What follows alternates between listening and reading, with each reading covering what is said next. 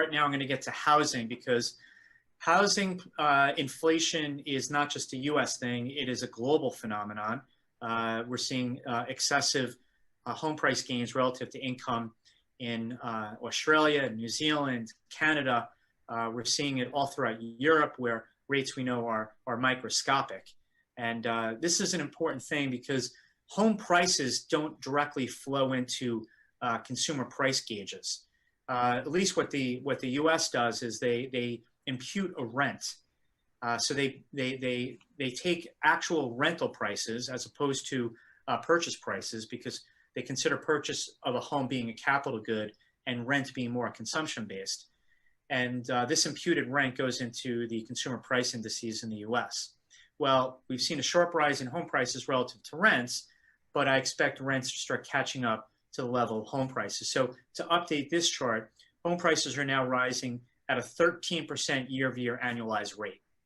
And you'd think that the Fed might have learned their lesson after the housing bubble in the mid-2000s by keeping rates too low for too long.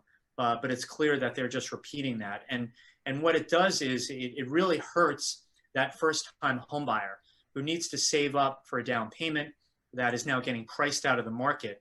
And when you think about the progression of the housing market, so you have that first-time buyer that buys their first home. You have that existing home buyer that wants to move up, but if they can't sell their home to a first-time buyer, then they're stuck in their home. So losing that first-time buyer clogs up the home buying chain and is actually now leading to a cooling in the pace of transactions. We also know that there's a shortage of lumber. The sawmills can't cut up enough lumber in time. So the cost of building a new home, at least in the US, has gone through the roof, no pun intended, to the point where the National Association of Realtors says that the current price of lumber for a new home, where the median home price is about, in the US, about $350,000 to $400,000, is adding $36,000 to the price of that new home. So then filters into the whole chain. You have builders that can't get lumber. You have builders that can't get enough workers. So now the production of new homes is slowing down.